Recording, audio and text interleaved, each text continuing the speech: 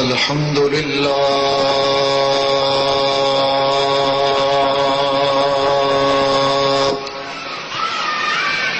الحمد للہ رب العالمین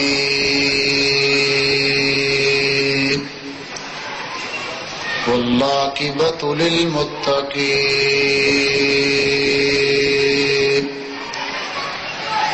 والصلاة والسلام على سید الانبیاء والمرسلین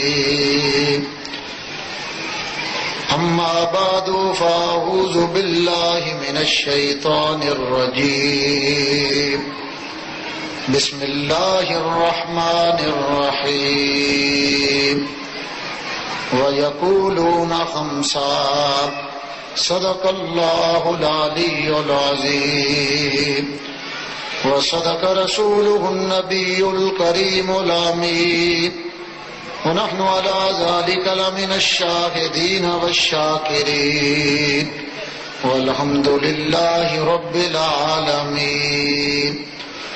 لقد قال الله تبارك وتعالى في كلامه في شان حبيبه إن الله وملائكته يصلون على النبي يا أيها الذين آمنوا صلوا عليه وسلموا تسليما. اللهم صل على سيدنا ومولانا محمد وبارك وسلم. الصلاة والسلام عليك يا رسول الله وعلى آلك وصحابك يا حبيب الله. الصلاة والسلام عليك يا رحمة للعالمين وعلى آلك وصحابك يا شفيع المذنبين.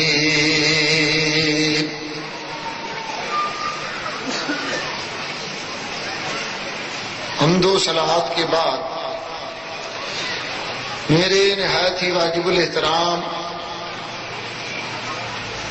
بزرگوں، بھائیوں، دوستوں اور عزیز، السلام علیکم ورحمۃ اللہ وبرکاتہ. میں نے آپ حضرات کے سامنے قرآن مجید فرقان حمید کے چند کلمات طیبات تلاوت کیے ہیں. ان کا ترجمہ اور ان سے متعلق چند ضروری باتیں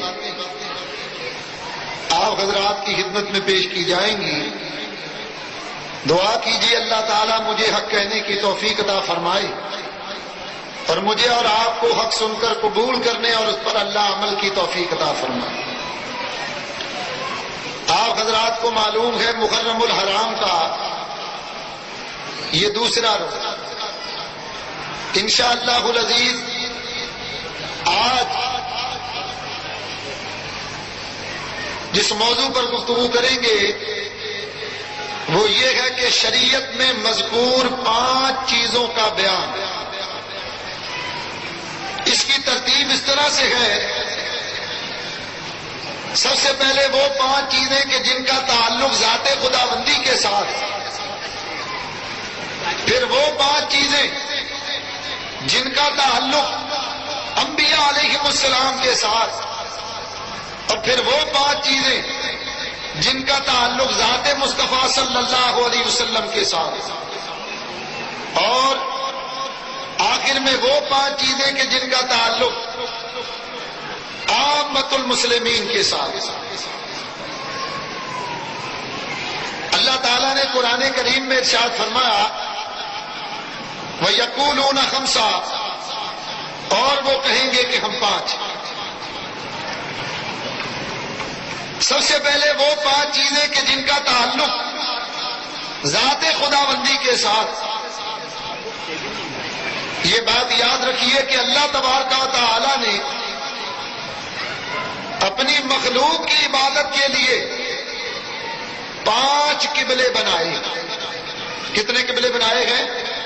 سارے بولیے. 5 قبلے. سب سے پہلا میرا آپ سب کا، ہم مسلمانوں کا قبلہ خانہ کعبہ، یہودیوں اور عیسائیوں کا قبلہ بیت المقدس، اور تیسرا قبلہ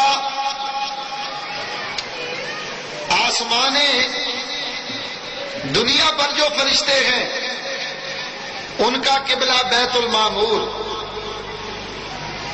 چوتھا قبلہ فرشتوں کی ایک جماعت ہے جس کا نام ہے کر و بیان، اللہ کی کرسی، یہ ان فرشتوں کا قبلہ،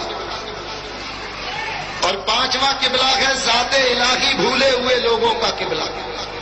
کیا مطلب یہ ہے کہ ایک آدمی کسی سفر پر روانہ ہو، رات کا وقت، جنگل، بیابان علاقہ، ایسا علاقہ کہ جہاں کوئی ذی روح موجود نہیں، اب اس نے نماز عشاء ادا کرنی اور قبلے کی سمت کا پتہ نہیں چلتا، تو وہ کس طرح منہ کر کے نماز پڑھے کہ اس کی نماز درست ہو جائے اور قبلہ بھی ہو؟ تو علماء نے لکھا ہے کہ ایسے آدمی کو چاہیے کہ وہ اپنے دل سے مشورہ کرے، جس طرف اس کا دل اشارہ کرے بس اس طرح منہ کر کے نماز پڑھ لو، اگرچہ وہ قبلے کی سمت نہیں ہوگی، لیکن قرآن یہ کہتا ہے فَأَيْنَمَا تُوَلُّوا فَثَمَّ وَجْهُ اللَّهِ، اللہ فرماتا تم جس طرح منہ کرو گے اللہ اسی طرح موجود ہے۔ یہ پانچ قبلے اللہ نے اپنی مخلوق کی عبادت کے لیے بنائے، ان میں سب سے افضل قبلہ خانہ کعبہ ہے جو ہم مسلمانوں کا قبلہ۔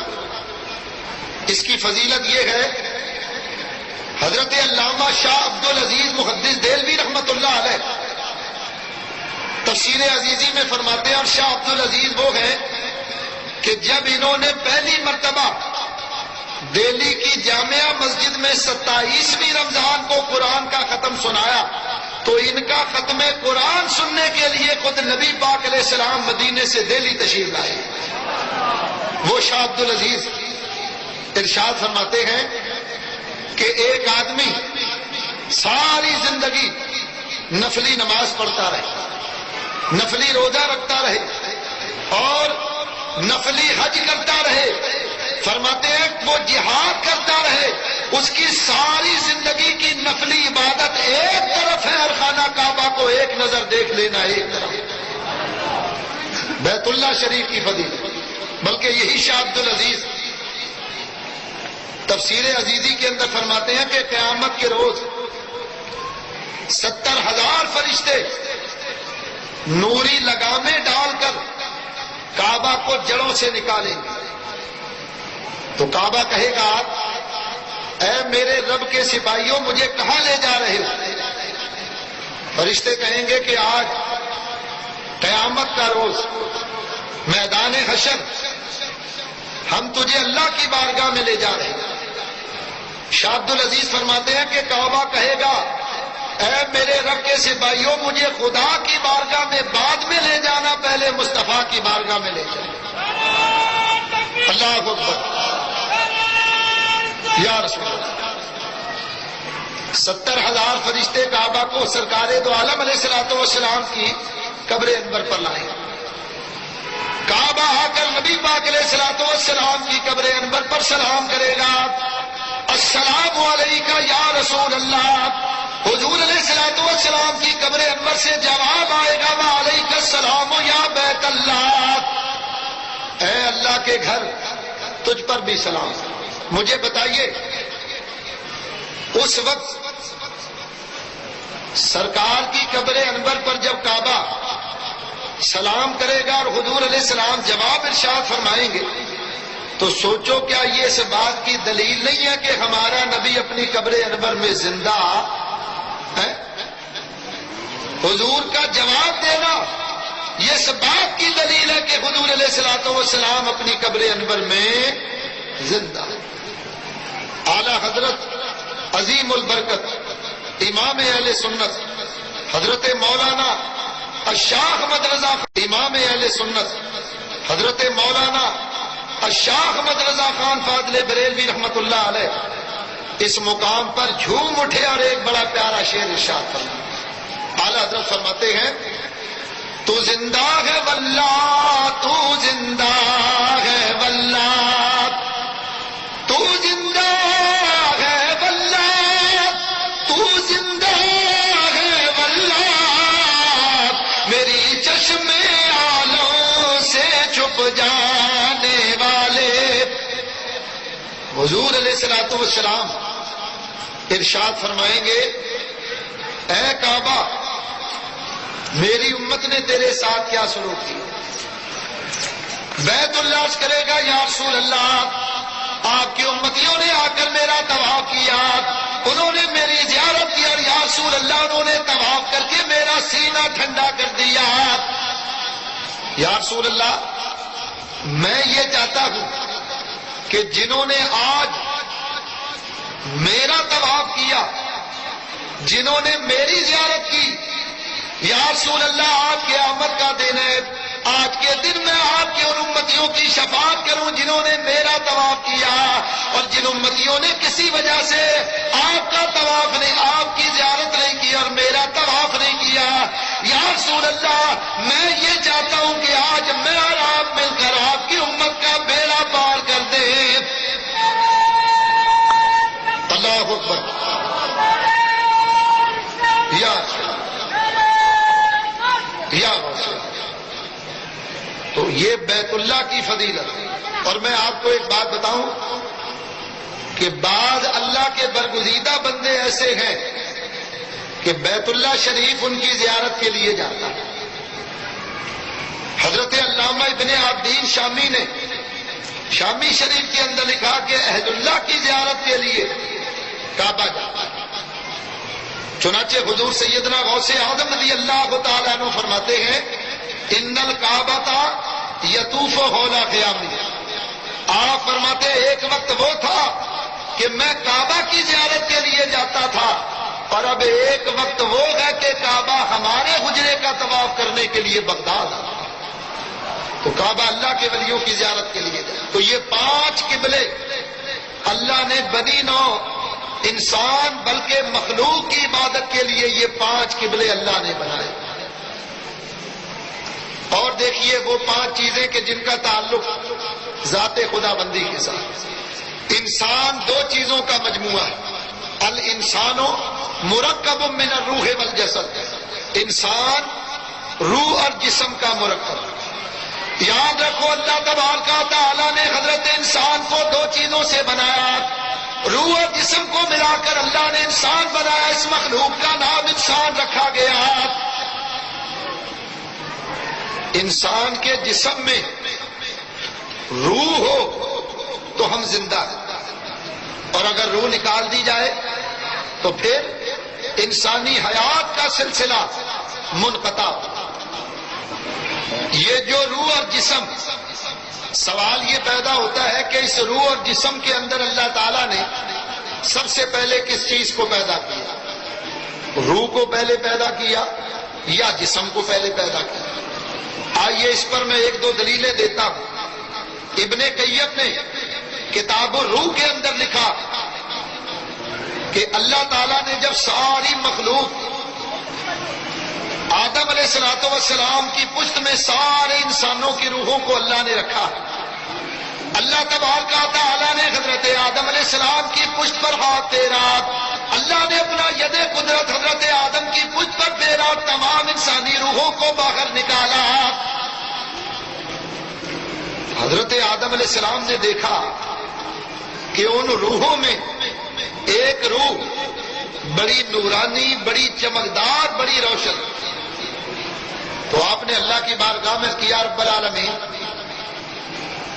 یہ بڑی نورانی اور بڑی چمکدار یہ روشن روح کس کی؟ اللہ نے ارشاد فرمایا کہ یہ تمہاری اولاد میں ہمارا ایک نبی ہوگا جس کا نام داؤد ہوگا، یہ ان کی روح۔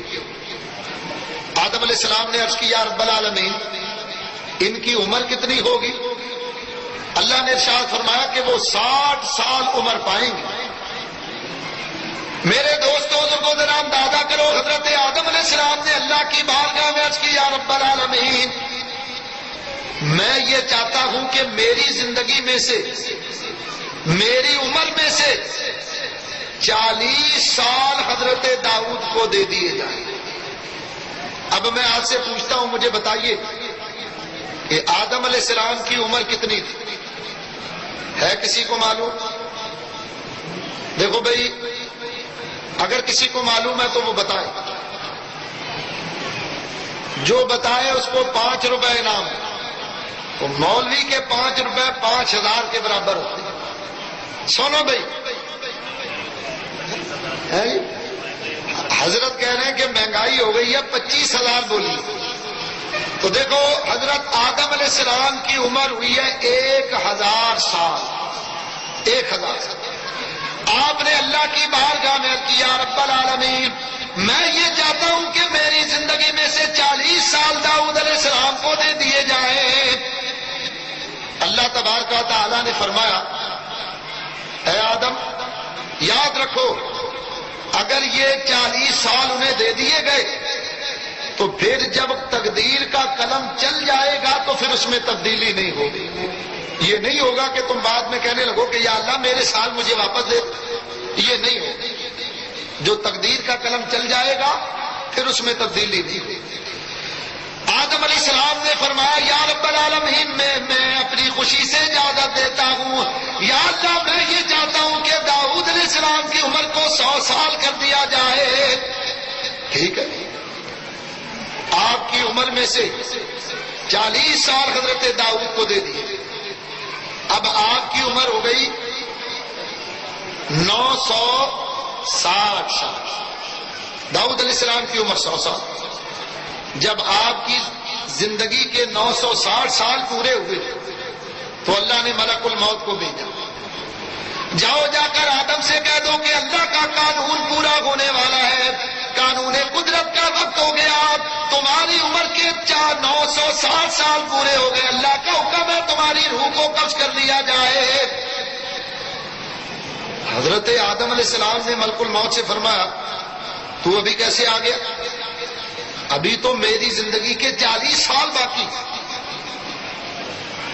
فرمایا یا نبی اللہ، کیا آپ اپنی زندگی کے 40 سال داؤد علیہ السلام کو نہیں دے چکے؟ نبی پاک علیہ السلام نے فرمایا کہ آدم علیہ السلام بھول گئے۔ مسئلہ یاد رکھو، اللہ کا نبی بھولتا نہیں ہے، بلایا جاتا ہے، اس کے بلانے میں حکمت۔ اور آدمی کیوں بھولتا ہے یہ بھی سن۔ علامہ ابن حجر نے الصواعق المورقہ میں لکھا، حضرت علی المرتضیٰ سے کسی نے پوچھا یا امیر المومنین، بعض اوقات یہ ہوتا ہے کہ آدمی بات کر رہا ہوتا ہے اور بات کرتے کرتے وہ بات بھول جاتا ہے، وجہ کیا ہے؟ ہم کیوں بات بھول جاتے ہیں؟ آپ نے فرمایا کہ تم نے کبھی دیکھا کہ آسمان پر بادل ہو اور چودھری کا چاند چمک رہا، تو بعض اوقات ایسا ہوتا ہے کہ وہ بادل چاند کے درمیان آ جاتا ہے، جس کی وجہ سے چاند کی روشنی زمین کو نہیں آتی۔ اسی طرح اللہ نے دماغ کے اندر ایک بادل رکھا ہوا ہے، وہ بادل انسان کی بات کے درمیان آ جاتا ہے تو آدمی وہ بات بھول جاتا ہے، اور جب وہ بادل چھٹتا ہے تو ہمیں بھولی ہوئی بات یاد آ جاتی ہے۔ حضرت آدم علیہ السلام بھول گئے۔ اب ذرا اندازہ کرو، اللہ تعالیٰ نے حضرت داؤد علیہ السلام کی روح کو پہلے پیدا کیا، جسم کو بعد میں پیدا کیا۔ معلوم ہوا جسم اور روح کے اندر اللہ تعالیٰ نے سب سے پہلے روح کو پیدا کیا، روح پہلے پیدا ہوئی، جسم بعد میں۔ چنانچہ حدیث شریف میں بھی آتا ہے، حضور علیہ السلام ارشاد فرماتے ہیں کہ جب مرد عورت کے پاس جائے 42 راتیں گزر جاتی ہیں تو اللہ تبارک و تعالیٰ ایک فرشتے کو بھیجتا ہے جو ماں کے رحم میں پیدا ہونے والے کے ماتھے پر روح داخل کرتا ہے۔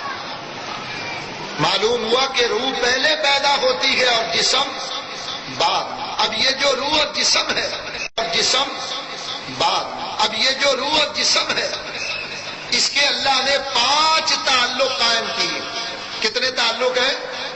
سارے بولیے۔ روح اور جسم کے 5 تعلق۔ پہلا تعلق جب بچہ ماں کے پیٹ میں ہوتا ہے اس وقت بھی روح اور جسم کا تعلق قائم ہوتا ہے۔ آئیے اس پر میں 1-2 دلیلیں دیتا ہوں۔ یاد رکھو جب بچہ ماں کے پیٹ میں ہوتا ہے، شکم میں ہوتا ہے، تو اس وقت بھی جسم میں روح موجود ہوتی ہے۔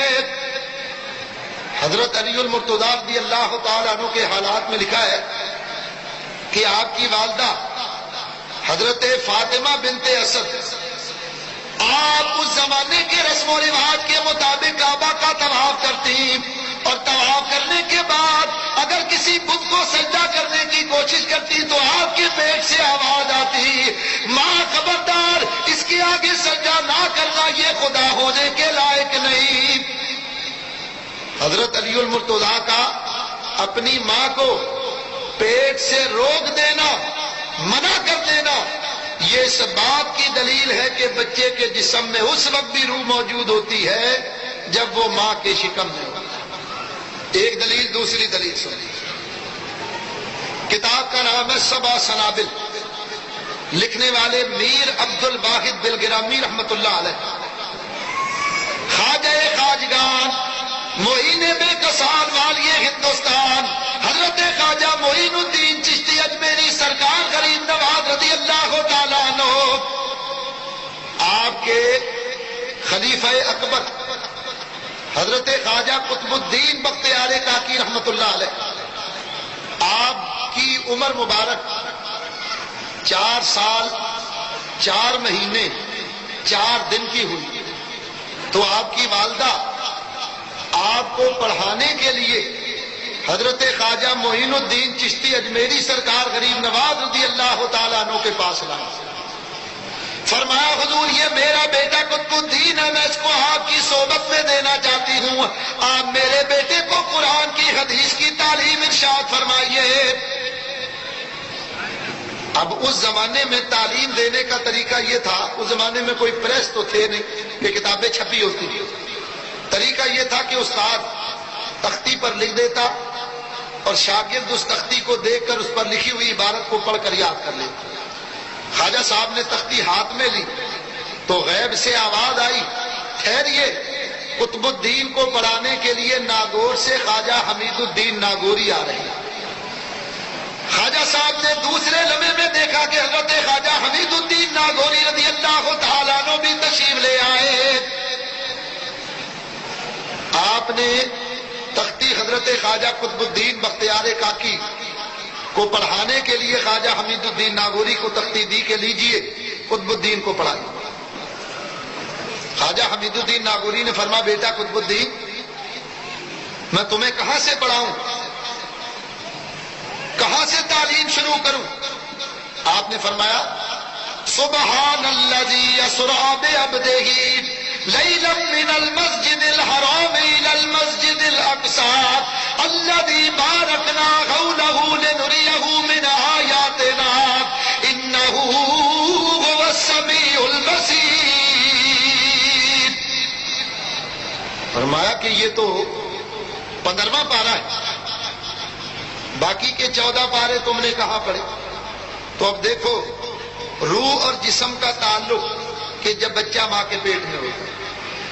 خواجہ صاحب نے فرمایا میری والدہ قرآن کی 14 پاروں کی حافظہ ہے، وہ روزانہ نماز تہجد میں قرآن کی یہ 14 پارے پڑھتی ہیں۔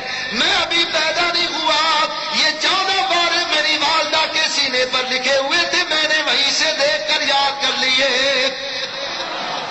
آپ قرآن کے 14 پاروں کے حافظ تھے، مادرزاد۔ اس سے اندازہ لگائیے کہ بچے کے جسم میں اس وقت بھی روح موجود ہوتی ہے جب وہ ماں کے پیٹ میں ہوتا ہے۔ 2 دلیلیں۔ تیسری دلیل یہی کتاب سبع سنابل سلسلہ عالیہ چشتیہ کے اندر ایک بہت بڑے کامل ولی ہوئے ہیں حضرت خواجہ ابو احمد چشتی۔ یہ رات نماز تہجد پڑھ کر سوئے، خواب میں نبی پاک علیہ الصلوۃ والسلام کی زیارت ہوئی.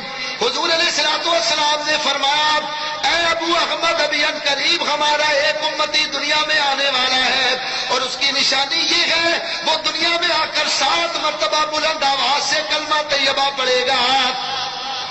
7 مرتبہ کلمہ طیبہ.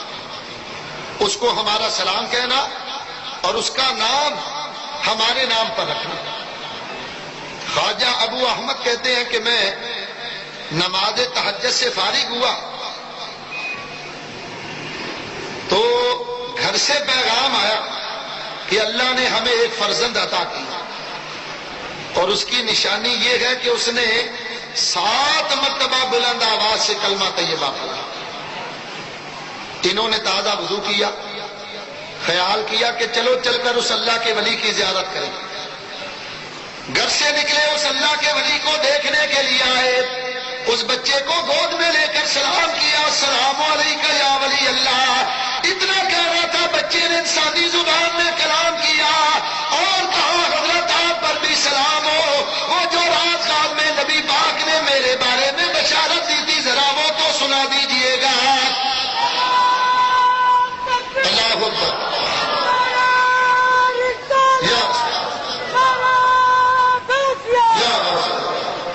دیکھو پہلا روز ہے لیکن آپ اور آپ کے گھروں سے آواز بڑی دھیمی نکل. اللہ رسول یہ ٹھیک ہے کہ بارش ہوئی ہے لیکن سردی نہیں ہوئی, اس لیے بڑی محبت کے ساتھ نعرہ لگائیے اور بلند آواز سے نعرہ لگائیے.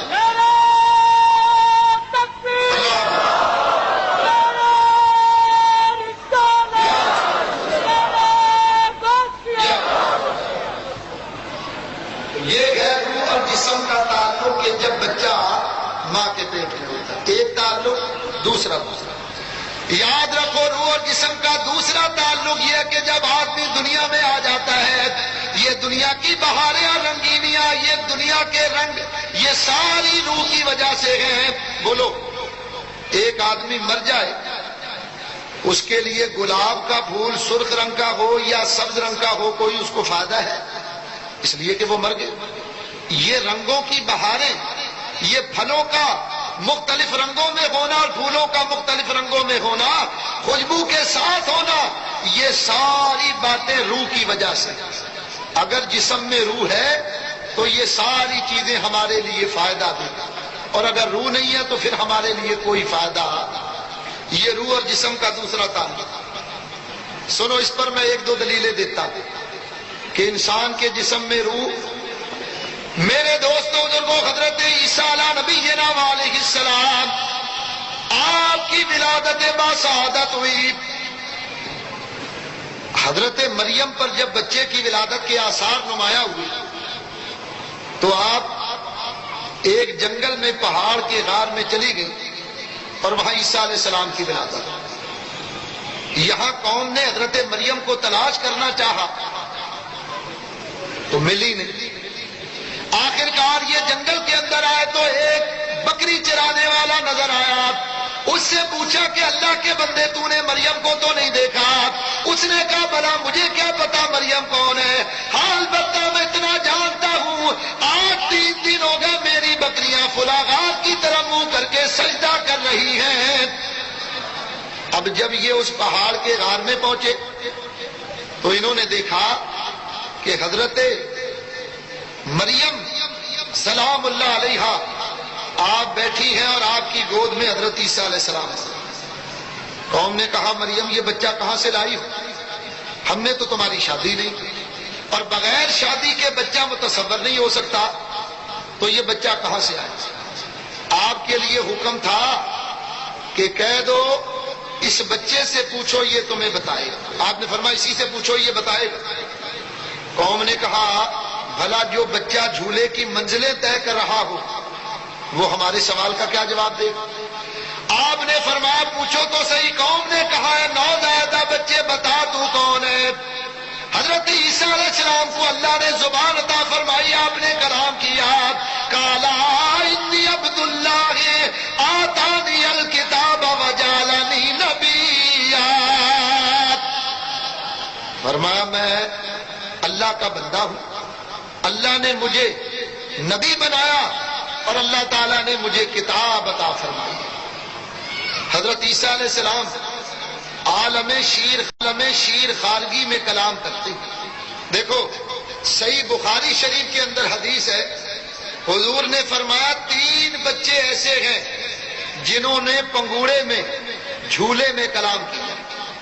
ایک تو یہی حضرت عیسیٰ علیہ السلام، دوسرے نبی پاک علیہ السلام نے فرمایا کہ بنی اسرائیل کے ایک عبادت گزار تھے جن کا نام جریج تھا، حضرت جریج، یہ بڑے عبادت گزار، ان کی عبادت کی وجہ سے بعض لوگ ان کے مخالف ہو گئے، اور آپ جانتے ہیں کہ اللہ والوں کے مخالف ہوتے ہی اسی طرح ان کے بھی کچھ لوگ مخالف، ان مخالفوں نے ایک سازش کی، اور وہ یہ کہ ایک فاحشہ بدکارہ عورت اس کو پیسے دے کر اس بات پر آمادہ کیا کہ تو فلاں بکری چرانے والے سے بدکاری کر، اور جب یہ اس بدکاری کے نتیجے میں بچہ پیدا ہو تو اس کو لے کر قوم کے پاس آنا اور کہنا کہ یہ جریج کا بچہ ہے۔ چنانچہ یہ منصوبہ بنایا گیا اور اس پر عمل کیا گیا۔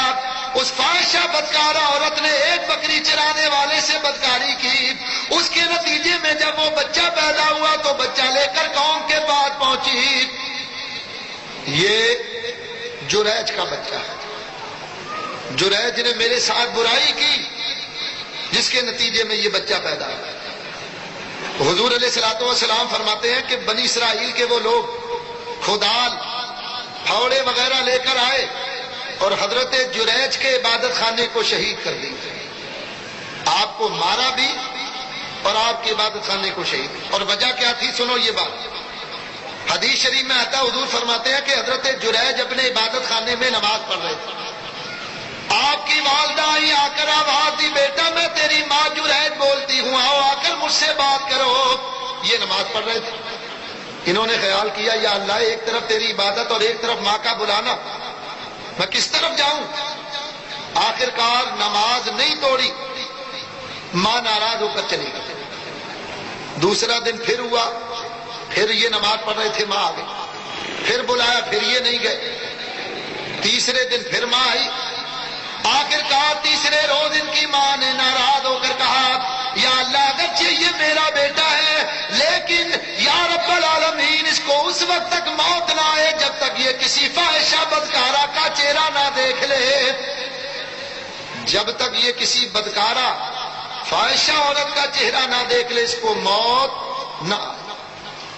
تو لکھا ہے حضور علیہ السلام فرماتے ہیں کہ اس کی ماں نے تو صرف یہ کہا تھا کہ یا اللہ اس کو موت نہ آئے جب تک کہ یہ بدکارہ کا چہرہ نہ دیکھ لے۔ سرکار فرماتے ہیں کہ اگر اس کی ماں یہ کہہ دیتی کہ یا اللہ اس کو اس وقت تک موت نہ آئے جب تک کہ یہ اس بدکارہ سے بدکاری نہ کر لے، تو حضور فرماتے ہیں یہ بھی ہو سکتا ہے۔ اس کی وجہ سے یہ تہمت لگی۔ اب جب حضرت جریج کے عبادت خانے کو انہوں نے توڑ دیا، آپ کو بھی مارا، حضرت جریج رونے لگے، آپ نے روتے ہوئے وضو کیا اور 2 رکعت نفل نماز پڑھی، اس کے بعد وہ شیرخوار بچہ اپنی گود میں لیا اور فرمایا اے بچے بتا کہ تیرا باپ کون ہے؟ آپ کا اتنا کہنا تھا، اللہ نے اس بچے کو زبان عطا فرمائی، اس نے کہا میری ماں فلاں چروائے کے پاس گئی اور جا کر میری ماں نے فلاں چروائے سے بدکاری کی، اس کے نتیجے میں میں پیدا ہوا۔ جریج پاک ہے اور یہ میرے باپ نہیں، فلاں بکری چرانے والا میرا باپ۔ حضور نے فرمایا یہ دوسرا بچہ تھا جس نے گود میں کلام کیا، انسانی زبان میں کلام کیا۔ اور تیسرا حضور فرماتے ہیں کہ ایک عورت اپنے بچے کو دودھ پلا رہی، قریب سے ایک سرکش بنی اسرائیل کا ظالم اور جابر آدمی گھوڑے پر سوار قریب سے گزرا، ماں نے دیکھ کر کہا یا اللہ میں یہ چاہتی ہوں کہ میرے بیٹے کو اس آدمی جیسا بنا دے۔ حضور فرماتے ہیں بچے نے ماں کا دودھ چھوڑا، انسانی زبان میں کلام کر کے کہا یا اللہ مجھے اس آدمی جیسا نہ بنانا۔ ماں بڑی حیران تھی کہ بچہ کلام کرتا ہے، پھر دوبارہ دودھ پینے لگا، تھوڑی دیر گزری تو پھر دیکھا کہ کچھ لوگ ایک کنیز کو مارتے ہوئے لے جا رہے ہیں۔ ماں نے کہا یا اللہ میرے بیٹے کو اس عورت جیسا نہ بنانا۔ بچے نے پھر ایک بار ماں کا دودھ چھوڑا، اللہ کی بارگاہ میں کیا اللہ میں یہ چاہتا ہوں کہ مجھے اس کنیز جیسا بنا دے۔ ماں نے کہا یہ کیا بات ہے؟ میں نے کہا اس گھوڑے پر سوار آدمی جیسا بنا دے تو تو نے کہا جیسا نہ بنا۔ میں نے کہا یا اللہ اس کنیز جیسا نہ بنا تو تو نے کہا مجھے جیسا بنا دے، بات کیا ہے؟ بچے نے ایک بار پھر انسانی زبان میں کلام کیا، کہا ماں وہ جو آدمی گھوڑے پر سوار ہو کر قریب سے گزرا وہ بڑا ظالم اور جابر تھا، تو نے دعا مانگی کہ یا اللہ مجھے ظالم اور جابر جیسا بنا دے، تو میں نے کہا یا اللہ مجھے ظالم جابر جیسا نہ بنا۔ اور وہ عورت، وہ کنیز جس کو لوگ مار رہے تھے، وہ بڑی نیک، بڑی عبادت گزار تھی، اس پر چوری کا ایک جھوٹا الزام تھا، تو نے کہا اس جیسا نہ بنانا، تو میں نے کہا یا اللہ مجھے اس نیک عورت جیسا بنا۔ تو یہ 3 بچے ہیں حضور نے فرمایا جنہوں نے بنگوڑے میں جھولے میں کلام کیا۔ یہ روح اور جسم کا دوسرا تعلق ہے جب آدمی دنیا میں آ جاتا ہے۔ میرے دوستوں بزرگوں، روح اور جسم کا تیسرا تعلق اس وقت ہے کہ جب آدمی سو جاتا ہے۔ یاد رکھو ہر انسان کو اللہ نے 2 روحیں عطا کی، بولو کتنی؟ سارے بولیے۔ ایک ہے روح حیات اور ایک ہے روح سیرانی۔ یہ جو روح حیات ہے یہ جب انسان مرتا ہے تو جسم سے نکل جاتی ہے، لیکن یہ جو روح سیرانی یہ آدمی سوتا ہے تو جسم سے نکل جاتی ہے، لیکن جب بیدار ہوتا ہے تو دوبارہ جسم میں واپس آ جاتی ہے۔ اور یہ بڑی سریع و رفتار، سریع و رفتار کا مطلب یہ کہ ابھی تک سائنس نے کوئی ایسا جہاز، کوئی ایسا راکٹ ایجاد نہیں کیا کہ جس کی رفتار اس روح سے زیادہ ہو۔ اس کی رفتار کا یہ عالم ہے کہ آپ سوئے ہوئے ہیں پاکستان میں اور آپ کی روح ہو امریکہ میں، ادھر سوئے ہوئے آدمی کو جگاؤ، ادھر وہ جو امریکہ میں آپ کی سیرانی روح ہے وہ فوراً جسم میں واپس آ جاتی ہے یا نہیں؟ یا ایسا ہوتا کہ روح کہتی ہے بھائی خبردار ابھی نہ جگانا، میں واشنگٹن ایئرپورٹ پر ہوں، میرا ٹکٹ ابھی اوکے نہیں ہے؟ یہ نہیں، یہی وجہ ہے کہ آپ سوئے ہوئے کراچی میں ہوتے ہیں اور خواب میں مدینہ طیبہ پہنچے ہوئے، وہ سیلانی روح آپ کو مدینہ طیبہ لے۔ آپ سوئے ہوئے پاکستان میں اور خواب کے اندر خانہ کعبہ کا طواف کرتے ہیں، سوئے ہوئے کراچی کے اندر ہیں اور آپ خواب کے اندر بغداد میں حضور غوث اعظم کے مزار کی زیارت پر ہیں، تو یہ سیرانی روح آپ کے جسم سے نکلتی ہے اور جب بیدار ہوتا ہے انسان تو دوبارہ جسم میں واپس آ جاتا ہے۔ آئیے اس پر میں 1-2 دلیلیں دیتا ہوں۔ کتاب کا نام ہے جذب القلوب الی دیار المحبوب، لکھنے والے شاہ عبد الحق محدث دہلوی رحمۃ اللہ علیہ، جن کو روزانہ نبی پاک علیہ السلام کے دربار کی حاضری نصیب ہوتی ہے۔ اور دوسری کتاب وفاء الوفا باخبار دار المصطفیٰ، علامہ نور الدین سمودی رحمۃ اللہ تعالی علیہ۔ حضرت علامہ نور الدین فرماتے ہیں کہ ایک اللہ کے کامل ولی مدینہ طیبہ تشریف لائے، 3 دن کا عرصہ گزر گیا، 3 دن کے عرصے میں نہ تو ان کو مدینے میں کھانے کو کچھ ملا گیا اور نہ پینے کو کچھ ملا، 3 دن سے بھوکے اور پیاسے۔ آخرکار چوتھے روز حضور علیہ الصلوۃ والسلام کے روضہ اقدس پر حاضر ہوئے اور آ کر عرض کی یا رسول اللہ انا حذیفہ کا و انا جائع، یا رسول اللہ میں بھوکا ہوں اور آپ کا مہمان۔ یہ کہہ کر یہ گھر آئے، گھر آ کر یہ سوئے تو خواب میں انہوں نے ایک عجیب منظر دیکھا۔ انہوں نے دیکھا کہ خواب میں آگے آگے علی المرتضیٰ ہے، پیچھے عثمان غنی، دائیں طرف صدیق اکبر اور بائیں طرف فاروق اعظم، اور ان ستاروں کے جھرمٹ میں آفتاب نبوت موجود، نبی پاک علیہ الصلوۃ والسلام۔ انہوں نے فرمایا میں نے خواب میں دیکھا کہ حضرت علی المرتضیٰ آئے، آ کر مجھے جگایا اور کہا بابا جی اٹھو، نبی پاک علیہ السلام تمہارے لیے کھانا لا رہے ہیں۔ یہ کہتے ہیں میں نے دیکھا نبی پاک علیہ السلام نے خواب میں مجھے ایک روٹی عطا فرمائی. فرماتے ہیں میں نے خواب میں اس روٹی کو کھانا شروع کر دیا. وہ کہتے میں نے آدھی روٹی کھائی, میں بیدار ہو گیا. جب بیدار ہوا تو کیا دیکھتا ہوں باقی آدھی روٹی میرے ہاتھ میں موجود ہے. خواب میں حضور علیہ الصلوۃ والسلام نے جو روٹی انہیں عطا فرمائی, فرماتے ہیں وہ بیداری میں بھی میرے ہاتھ میں موجود ہے. اس کو کہتے ہیں روح اور جسم کا تعلق اس وقت کہ جب آدمی سو جاتا ہے, جسم سے یہ سیرانی روح نکلتی اور پھر بیدار ہونے پر یہ روح واپس آ جاتی. کتنے تعلق ہو گئے روح اور جسم کے؟ 3. چوتھا تعلق قبر کا تعلق. یاد رکھو بندہ مومن کو جب قبر میں رکھا جاتا تو قبر کے اندر بھی روح اور جسم کا تعلق قائم ہوتا ہے. اس وقت بھی جسم کے اندر روح داخل کی جاتی ہے اور قبر کے اندر بندہ مومن سوالوں کے جواب دیتا ہے. نکیرین یا منکر نکیر آ کر قبر میں سوال کرتے ہیں. سوال کرتے ہیں من ربوں کا, ما دینوں کا, من نبیوں کا, یا ما کنتا تقول فی حق ھذا الرجل. یہ سوال قبر میں ہوتے ہیں. آئیے میں 1-2 دلیلیں دوں کہ قبر میں روح اور جسم کا تعلق ہوتا ہے. چنانچہ حدیث شریف کے اندر آتا ہے, یہ حدیث علامہ ابن عساکر نے تاریخ ابن عساکر کے اندر نقل فرمائی. حضرت سعید بن مسیب رضی اللہ تعالیٰ عنہ یہ بڑے جلیل القدر تابعی ہیں, حضرت ابو ہریرہ کے داماد ہیں اور ہزاروں حدیثوں کے راوی ہیں. آپ فرماتے ہیں میں ایک مرتبہ امیر المومنین حضرت علی کرم اللہ تعالی وجہ الکریم کے ساتھ مدینہ طیبہ کے قبرستان جنت البقیع آئے. قبرستان میں کھڑے ہو کر حضرت علی المرتضیٰ نے اہل قبور کو سلام کیا, السلام علیکم یا اہل القبور. ایک قبر سے آواز آئی وعلیکم السلام یا امیر المومنین. معلوم ہوا قبر والے پہچانتے ہیں کہ قبر پر آنے والا کوئی معمولی انسان نہیں, مسلمانوں کا امیر آیا.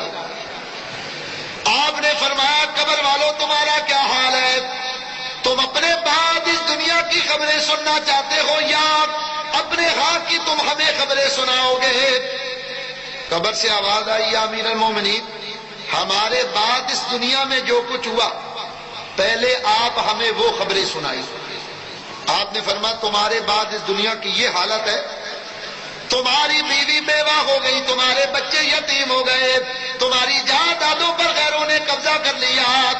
یہ تمہارے بعد اس دنیا کے خواصات ہیں جو تمہارے بعد دنیا میں ظاہر ہوئے, اور اب تم اپنے ہاں کی خبریں سناؤ. قبر سے آواز آئی یا امیر المومنین, ہماری آنکھیں ہمارے رخسار پر بہ گئی, ہماری ناک سے کان سے پیپ جاری ہو گیا, ہمارا جوڑ الگ ہو گیا, ہمارے جسم سے ہماری کھال کو اتار لیا گیا, ہم نے جو نیک کام کر لیے ان کی جزا ہمیں قبر میں مل گئی, اور جو نیک کام نہیں کر سکے پچھتا رہ کے کاش دنیا میں وہ بھی نیک کام کر لیتے. اس سے اندازہ لگائیے کہ روح اور جسم کا تعلق اس وقت بھی ہوتا ہے کہ جب انسان قبر میں ہوتا ہے. ایک دلیل. دوسری دلیل, کتاب کا نام ہے البدایہ والنہایہ. علامہ ابن کثیر نے لکھا کہ حضرت سیدنا فاروق اعظم رضی اللہ تعالی عنہ کا زمانہ تھا. آپ کے زمانے میں ایک نوجوان عشاء کی نماز پڑھنے کے لیے مسجد جاتے تھے. مسئلہ یاد رکھو, جو عشاء کی نماز با جماعت ادا کرے, گھر سے چل کر وضو کر کے آئے, حضور نے فرمایا جو گھر سے چلے وضو کرے اور پیدل مسجد میں آئے گا اللہ اس کو ایک حج اور ایک عمرے کا ثواب عطا فرمائے. جو پیدل گھر سے وضو کر کے آئے اور پیدل آ کر مسجد میں جماعت سے نماز. نبی پاک علیہ السلام فرماتے ہیں کہ جو عشاء کی نماز جماعت سے آ کر مسجد میں ادا کرے گا, سرکار دو عالم علیہ الصلوۃ والسلام السلام فرماتے ہیں اللہ تعالیٰ اس کو شب قدر کے اندر جاگ کر عبادت کرنے کا ثواب عطا فرمائے گا۔ جس نے جماعت سے عشاء کی نماز پڑھی وہ ایسا ہے جیسے اس نے شب قدر کے اندر جاگ کر ساری رات اللہ کی عبادت کی۔ تو وہ نوجوان عشاء کی نماز پڑھنے کے لیے گھر سے نکلتا تو راستے میں ایک عورت اس کو ورغلاتی، یہ بچ بچا کر چلا جاتا۔ ایک دن نماز پڑھ کر آیا، اس عورت نے ورغلایا، شیطان نے غلبہ کیا تو اس کے ورغلانے پر ہی اس عورت کے گھر میں داخل ہوا۔ گھر میں داخل ہوا، برائی کا ارادہ کرنا چاہا، قرآن کریم کی ایک آیت یاد آئی، اللہ فرماتا وَلِمَنْ خَافَ مَقَامَ رَبِّهِ جَنَّتَانِ، قرآن کی یہ آیت یاد آئی، چیخ ماری اور بے ہوش ہو۔ اب وہ عورت یہ سمجھی کہ شاید یہ مر گیا، وہ ڈر گئی، اپنے دوستوں کے ساتھ مل کر اس کو اٹھایا اور اس کے مکان کے دروازے پر ڈال کر چلے۔ جب رات ذرا بڑی، باپ تلاش کرنے کے لیے نکلا کہ بیٹا نماز پڑھنے گیا تھا، اتنی دیر ہو گئی ابھی تک نہیں پہنچا۔ تلاش کرنے کے لیے جو باہر آئے تو جو منظر دیکھا وہ یہ کہ بیٹا دروازے پر پڑا ہوا۔ باپ نے بیٹے کو اٹھایا، گھر پر لائے، گھر میں لانے کے بعد ہوش میں لائے اور بیٹے سے بے ہوشی کی وجہ پوچھی تو سچ کا زمانہ تھا، انہوں نے سب کچھ سچ سچ بیان کر دی۔ بیان کر رہے تھے کہ پھر قرآن کی وہی آیت یاد آئی، اب کہ ایسی چیخ ماری کہ روح قفس انصری سے پرواز کر گئی، موت آ گئی، مر گئے۔ باپ نے رات کی تاریکی میں غسل دے کر نماز جنازہ پڑھ کر دفن کر دی۔ صبح کا وقت ہوا، امیر المومنین حضرت سیدنا فاروق اعظم رضی اللہ تعالیٰ عنہ کو خبر لگی، آپ کو پتا چلا تو آپ نے اس کے باپ کو بلایا، فرمایا ہمیں پتا چلا ہے کہ رات تمہارے بیٹے کا انتقال ہو گیا۔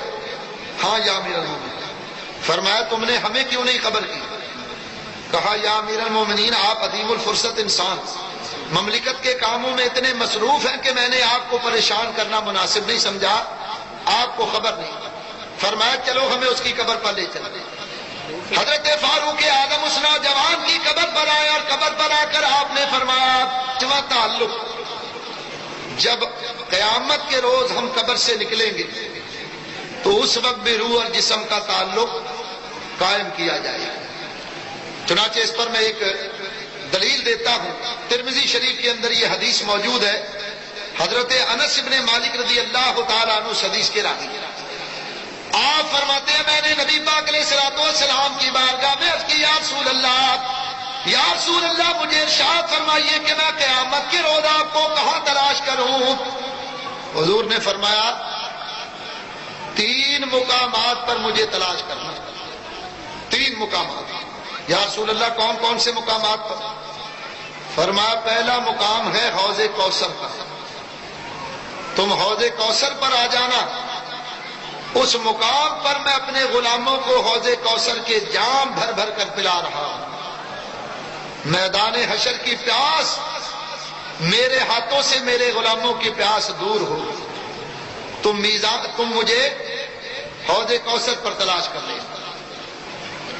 یا رسول اللہ اگر آپ وہاں نہ ملے، نبی پاک علیہ الصلوۃ والسلام نے فرمایا کہ اگر میں اس مقام پر نہ ملوں تو پھر تم پل صراط کے پاس آ جانا۔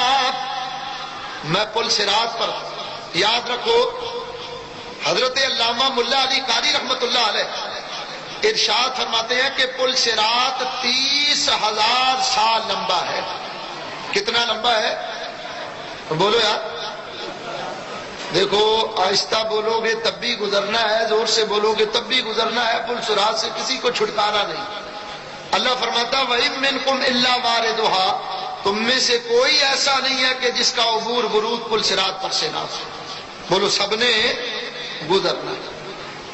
ملا علی قاری فرماتے ہیں 10,000 سال چڑھائی، 10,000 سال ہموار اور 10,000 سال ڈھلوان راستہ، 30,000 سال لمبا، بال سے زیادہ باریک، تلوار سے زیادہ تیز، اور بولو سب نے گزرنا، جو اوپر سے گرا نیچے جہنم۔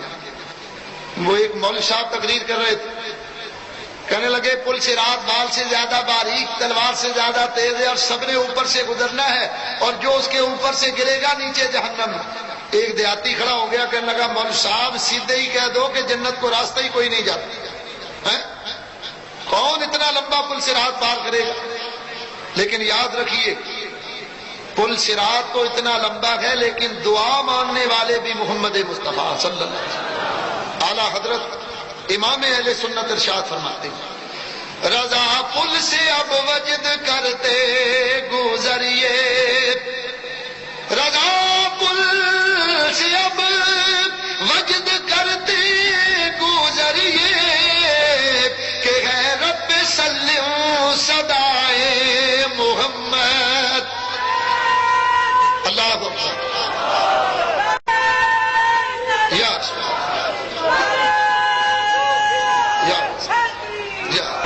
دیکھو یہاں میں ایک اور بڑے پتے کی بات مجھے یاد آ گئی۔ جب یہ آیت مبارکہ وَإِن مِّنكُمْ إِلَّا وَارِدُهَا یہ آیت نازل ہوئی، حضور علیہ الصلوۃ والسلام رونے لگے۔ صحابہ کرام نے نبی پاک علیہ السلام کو روتا ہوا دیکھا، اب وہ حیران ہے کہ آخر ایسا کیا معاملہ ہو گیا کہ اللہ کے حبیب رو رہے ہیں، اور ہم ایسا کون سا کام کریں کہ جس کی وجہ سے نبی پاک راضی ہو جائے۔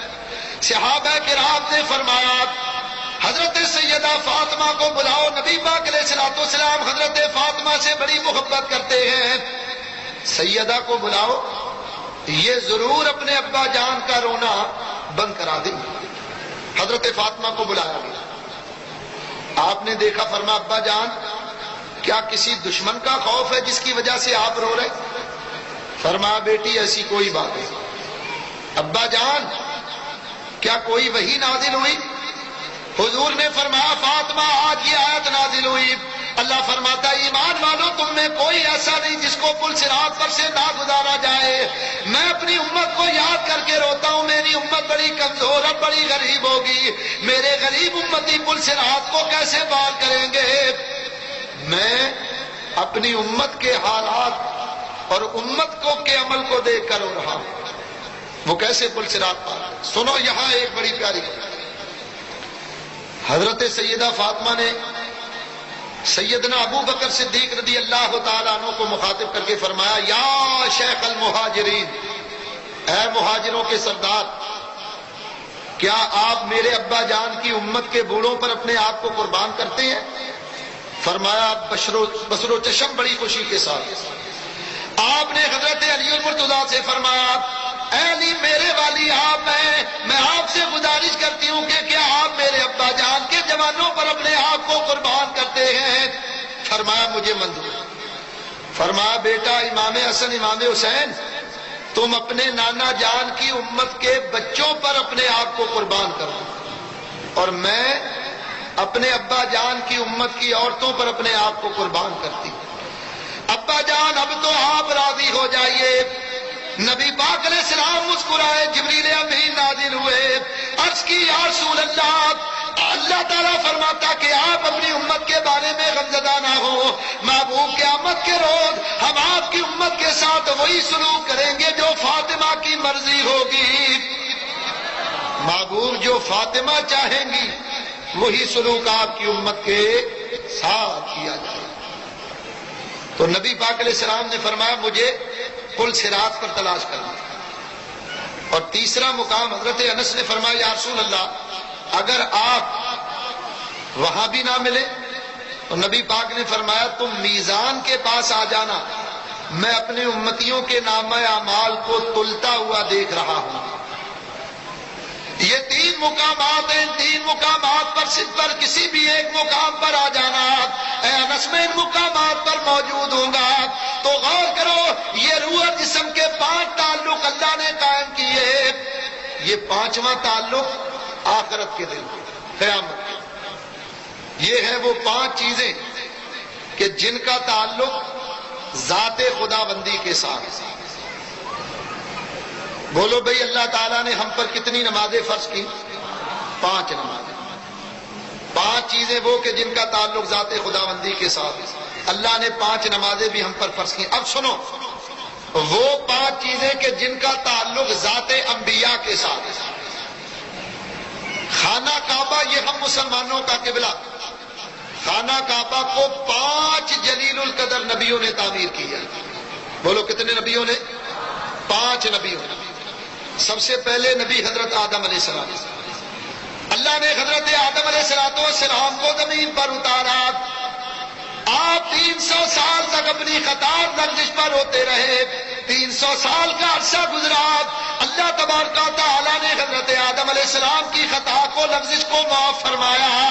دیکھو لکھا ہے کہ حضرت آدم علیہ السلام اتنا روتے تھے، علماء نے لکھا ہے کہ آپ کے آنسوؤں سے ندی اور نالے بہ نکلتے تھے، اور جب پرندے آپ کے آنسوؤں کا پانی پیتے اور کہتے کہ یہ کتنا میٹھا پانی ہے، تو آدم علیہ السلام اور بھی روتے کہ یہ پرندے بھی میرا مذاق اڑا. 300 سال تک حضرت آدم ابو البشر روتے رہے. 300 سال کے بعد اللہ تعالیٰ نے آپ کی خطا کو لغزش کو معاف فرمایا، اور ہمارے نبی پاک علیہ السلام کے وسیلہ جلیلہ سے آپ کی خطا کو اللہ نے معاف کیا. آدم علیہ السلام نے اللہ کی بارگاہ میں عرض کیا، رب العالمین تو نے شیطان کو مجھ پر اور میری اولاد پر حاوی کر دیا ہے. اللہ نے فرمایا ہم تم پر تمہاری اولاد پر یہ کرم کرتے ہیں کہ ان پر 2 حفاظت کرنے والے فرشتے کرامن کاتبین کو ہم 2 حفاظت کرنے والے فرشتے مقرر کرتے ہیں. کرامن اور کاتبین یہ 2 فرشتے. وَإِنَّ عَلَيْكُمْ لَحَافِظِينَ كِرَامًا کاتبین قرآن نے کہا ہم نے 2 حفاظت والے فرشتے تم پر مقرر کر. آدم علیہ السلام نے کیا اللہ اس کرم میں اور اضافہ کیا جائے. اللہ نے فرمایا اے آدم اپنی اولاد سے کہہ دو لا تقنطوا من رحمت اللہ. اے صغیرہ کبیرہ گناہ کرنے والوں، اے صغیرہ کبیرہ گناہوں کی آلودگیوں میں ملوث ہونے والوں، خبردار اللہ کی رحمت سے مایوس نہ ہونا. یاد رکھو کہ اللہ کی رحمت بڑی وسیع ہے. آدم علیہ السلام نے عرض کیا رب العالمین جب میں جنت میں تھا تو فرشتوں کے ساتھ تیرا ذکر کرتا، اور اب جب میں زمین پر آ گیا ہوں تو یا اللہ وہ ذکر سنائی نہیں دیتا. فرشتوں کو بیت المعمور کا طواف کرتا ہوا دیکھتا، اور یا اللہ اب وہ پاکیزہ گھر نظر نہیں آتا. اللہ نے فرمایا آدم ان قریب ہم زمین کے اوپر اپنا ایک پاکیزہ گھر تعمیر کریں گے، ہمارا وہ عزت والا گھر ہوگا. ہم نے زمین و آسمان کی پیدائش سے 2000 سال پہلے ہی اس گھر کو اپنا حرم بنا لیا ہے. چنانچہ جبریل امین کو بھیجا کہ جاؤ جا کر آدم سے کہہ دو کہ وہ سرزمین عرب پر تشریف لے آئیں. آدم علیہ السلام کو جب اتارا گیا ہے آسمان سے، جنت سے آپ کو اتارا گیا تو موجودہ سری لنکا سابقہ سرندیپ میں اتارا گیا، اور حضرت حوا کو جہاں آج جدہ شہر آباد ہے اس کے کنارے اتارا. جبریل امین آدم علیہ السلام کو لے کر عرب کی سرزمین پر آیا. یا اللہ میں کس جگہ تیرا گھر تعمیر کروں؟ اللہ نے فرمایا جبریل زمین پر اپنا پر بچھائے گا، بس جتنی جگہ میں وہ پر آ جائے اتنی جگہ میں تم میرے گھر کی بنیاد کھود لے. حضرت آدم علیہ السلام نے دیکھا جبریل امین نے ایک مقام پر اپنا پر بچھایا. آپ کا پر بچھانا تھا. حضرت آدم علیہ السلام نے نشان لگا کر اس مقام پر کعبہ کی بنیاد کھودی. حضرت علامہ ابن عساکر لکھتے ہیں کہ اتنی گہری آپ نے بنیاد کھودی کہ زمین سے پانی نکل آیا. ایک روایت میں آیا کہ زمین سے آواز آئی بس رہنے دو اب اس سے زیادہ بنیاد نہ کھودو. اور ایک روایت میں آیا کہ اللہ نے فرمایا اے آدم بس اب اس بنیاد کے اندر، اس کھدائی کے اندر کعبہ کی بنیاد تعمیر کرو. آدم علیہ السلام نے 5 پہاڑوں کے پتھر کعبہ کی بنیاد میں لگائے. جودی، ہیرا، لبنان، زیتا اور طور، یہ 5 پہاڑ کے پتھر کعبہ کی بنیاد میں لگائے. کیوں؟ اس میں حکمت کیا تھی؟ میرے دوستوں کو یاد رکھو آدم علیہ السلام نے کعبہ کی بنیاد میں 5 پہاڑوں کے پتھر لگائے، اور اللہ تعالیٰ نے ہم پر دن اور رات میں 5 نمازیں فرض فرمائی. گویا اللہ نے فرمایا اے میرے محبوب کی امتیوں اگر تم یہ 5 نمازیں پابندی کے ساتھ پڑھو گے، اگرچہ تمہارے ذمے 5 پہاڑوں کے برابر گناہوں کا بوجھ کیوں نہ ہوگا، ہم 5 نمازوں کے صدقے سارے کا سارا بوجھ اتار دیں گے. اب جب بنیاد تعمیر ہو گئی، آدم علیہ السلام نے دیواریں اٹھائی. مفسرین لکھتے ہیں کہ یہ جو کعبہ کی دیوار آدم علیہ السلام نے تعمیر فرمائی، یہ 66 ہاتھ لمبی اور 33 ہاتھ چوڑی. اب حکم ہوا کہ اے آدم ہمارے اس گھر کا طواف کرو. حضرت آدم علیہ السلام نے اللہ کے پاکیزہ گھر کا طواف کیا. آپ نے تلبیہ پڑھی. یاد رکھو سب سے پہلا انسان جس نے تلبیہ پڑھی وہ آدم علیہ السلام ہے. سب سے پہلا انسان جس نے کعبہ کا طواف کیا وہ حضرت آدم علیہ السلام. سب سے پہلا انسان جس نے کعبہ تعمیر کیا حضرت آدم علیہ السلام. سب سے پہلا انسان جس نے خانہ کعبہ میں نماز پڑھی حضرت آدم علیہ السلام. یہ پہلی تعمیر تھی کعبہ کی. اس کے بعد جب طوفان نوح آیا، علماء لکھتے ہیں کہ آدم علیہ السلام نے جب کعبہ تعمیر کیا تو اللہ نے آسمان سے ایک نوری خیمہ نازل کیا. دیکھو میں نے غالباً پہلے کبھی بتایا تھا کہ آدم علیہ السلام کے ساتھ اللہ نے 4 طرح کی مخلوق کو زمین پر اور اتارا. نوری خیمہ اتارا گیا، حجر اسود اتارا گیا، سانپ اور مور. یہ 4 طرح کی مخلوق آدم علیہ السلام کے ساتھ جنت سے اتاری. آدم علیہ السلام جب تک زندہ رہے یہ نوری خیمہ کعبہ پر قائم رہا. جب آدم علیہ السلام کا وصال ہوا تو آپ کے وصال کے ساتھ اس کو اٹھا لیا گیا اور اللہ تعالیٰ نے اس بنیاد کو ایک ریتیلے ٹیلے کے اندر چھپا دیا اور اس پر سرخ مٹی کا نشان لگا دیا. زمانہ گزرتا گیا یہاں تک کہ حضرت نوح علیہ السلام کا زمانہ آیا. طوفان نوح آیا تو طوفان نوح کی وجہ سے اس تعمیر آدم علیہ السلام نے جو کعبہ تعمیر کیا تھا اس تعمیر کی دیوار میں کچھ دراڑیں پڑ گئی. چنانچہ طوفان فروغ ہونے کے بعد دوسری مرتبہ حضرت نوح علیہ السلام نے پھر کعبہ کو از سر نو تعمیر کی. یہ کعبہ کی دوسری تعمیر تھی.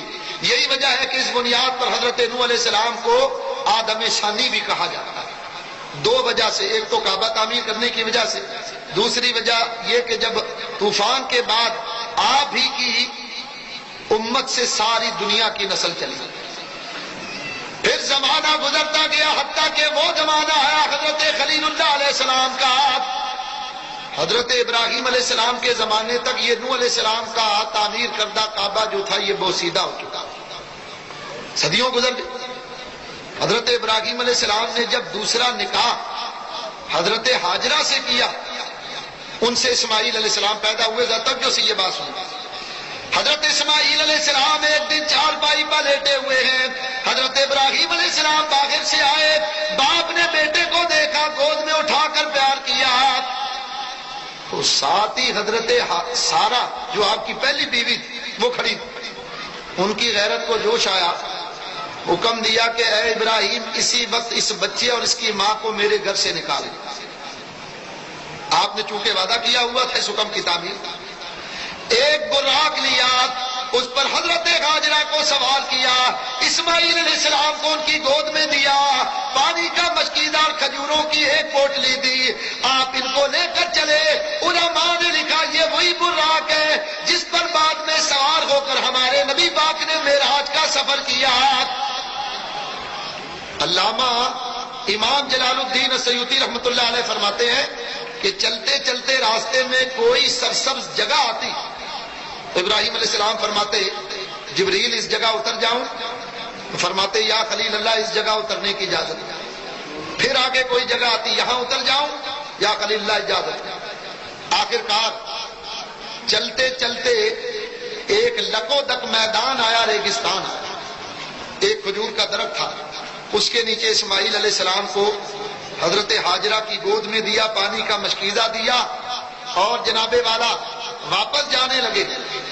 حضرت ہاجرہ نے فرمایا یا نبی اللہ یہ تو بتاتے جائیے اس بات کا اللہ نے آپ کو حکم دیا یا آپ نے اپنی طرف سے یہ کرم کیا؟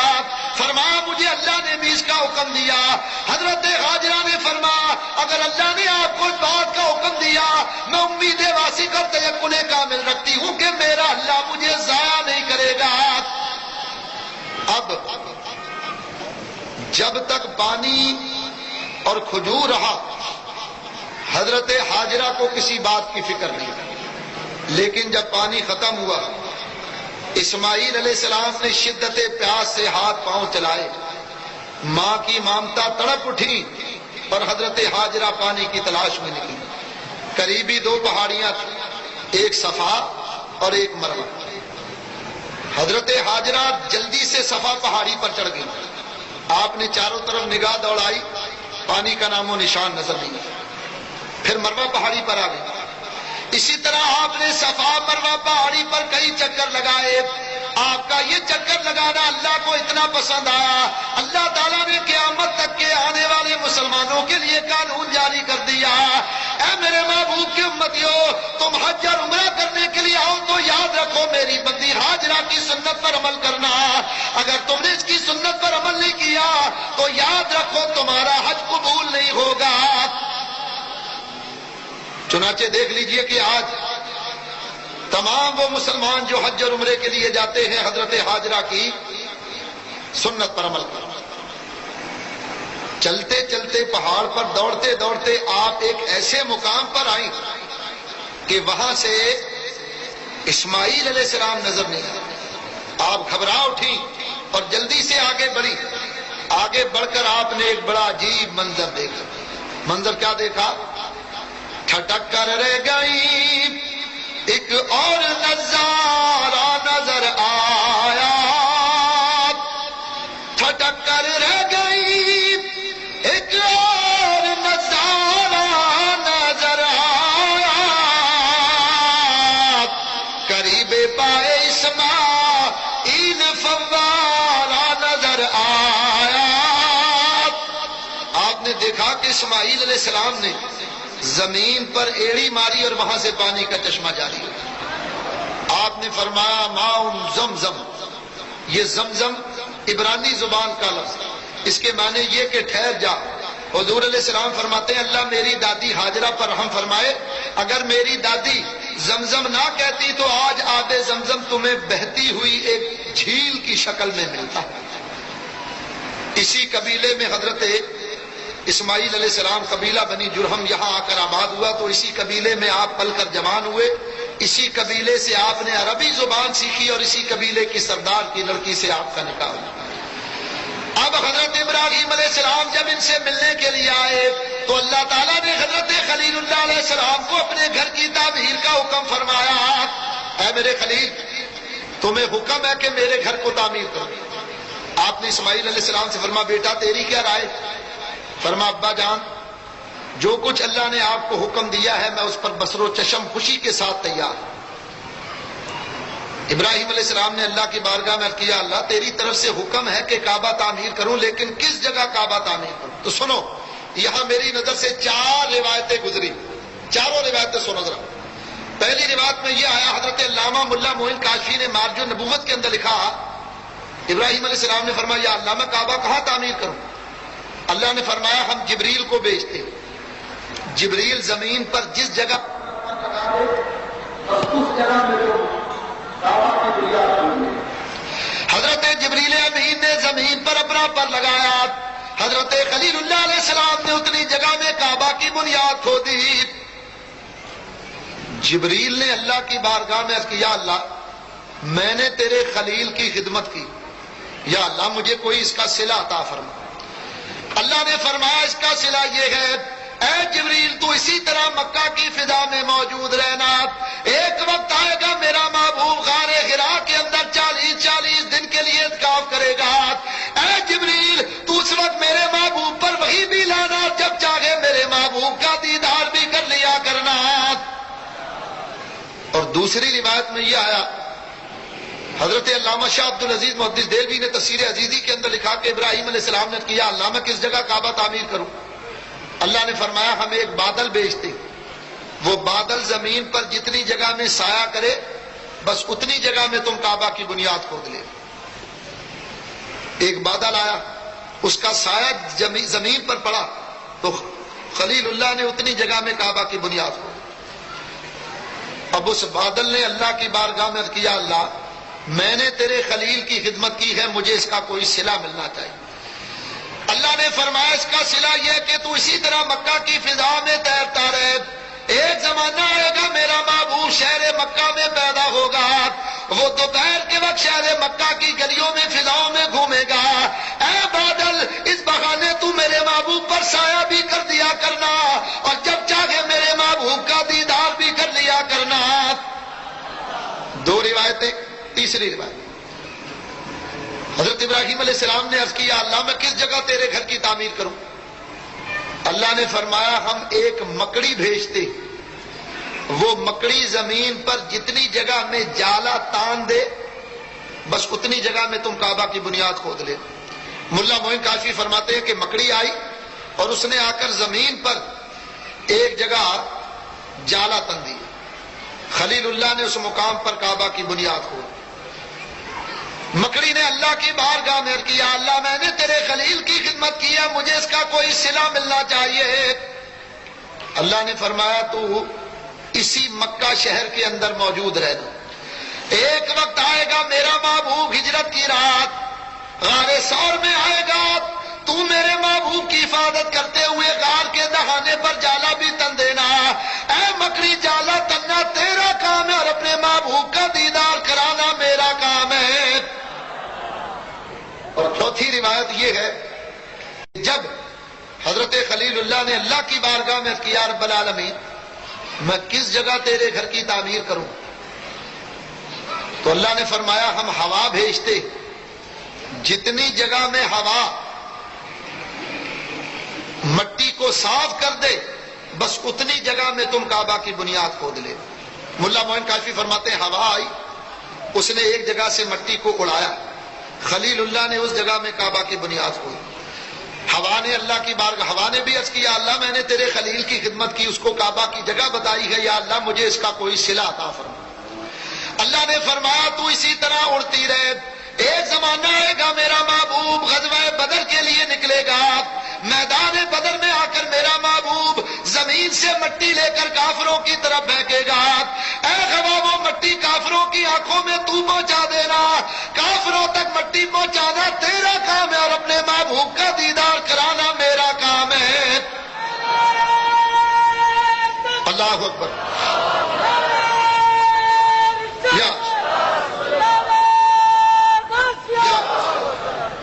اب کعبہ کی بنیاد کھلی, حضرت خلیل اللہ نے کعبہ تعمیر کیا. اس وقت علماء نے لکھا کہ جو کعبہ بنایا گیا اس کی چھت نہیں تھی, کعبہ کے 2 دروازے لگائے گئے.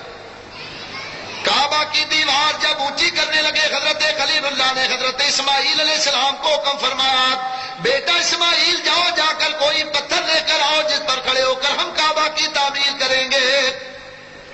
یہاں بھی 2 روایتیں میری نظر سے گزری. ایک روایت میں یہ آیا کہ حضرت اسماعیل علیہ السلام پتھر لینے کے لیے نکلے تو کوہ ابو قبیس یہ دنیا کا سب سے پہلا پہاڑ ہے, اس کے قریب آئے تو پہاڑ سے آواز آئی یا ذبی اللہ, آپ کی ایک امانت حضرت نوح علیہ السلام کے زمانے سے مجھ میں موجود ہے, آپ میرا شرقی جانب کا حصہ کھودیے. آپ نے شرقی جانب سے پہاڑ کھودا تو وہاں سے 2 پتھر ظاہر ہوئے, ایک مقام ابراہیم کہلایا اور ایک حجر اسود کہلایا. یہ جو حجر اسود پتھر تھا حضور علیہ السلام فرماتے ہیں یہ آدم علیہ السلام کے ساتھ زمین پر اتارا گیا. سرکار فرماتے ہیں یہ جب جنت سے اتارا گیا تو یہ دودھ سے زیادہ سفید تھا. حضور فرماتے ہیں یہ اتنا روشن تھا کہ اگر اس کو مغرب میں رکھ دیا جاتا تو اس کی روشنی سے مغرب مشرق منور ہو جاتا, اتنا روشن تھا یہ حجر اسود. جبریل امین یہ دونوں پتھر لے کر آئے, عرض کی ہے اسماعیل یہ دونوں پتھر لے لیجئے, اپنے ابا جان سے کہہ دیجئے کہ ایک پتھر پر کھڑے ہو کر وہ کعبہ کی تعمیر کریں اور دوسرے پتھر کو کعبہ کی دیوار میں لگا دیں. آپ نے حجر اسود کعبہ کی دیوار میں لگایا اور مقام ابراہیم پتھر پر کھڑے ہو گئے. علماء کرام فرماتے ہیں نبی پاک علیہ السلام نے فرمایا کہ یہ جنت کا یاقوت ہے. حضرت ابراہیم علیہ السلام جب اس پتھر پر کھڑے ہوتے یہ بڑا عجیب و غریب پتھر ہے, آج صبح کے وقت اس پر کھڑے ہوتے یہ آپ کو لے کر اوپر ہو جاتا, سارا دن خلیل اللہ کام کرتے, شام کو آپ کو نیچے آنا ہوتا تو یہ پتھر خود بخود نیچے ہو جاتا.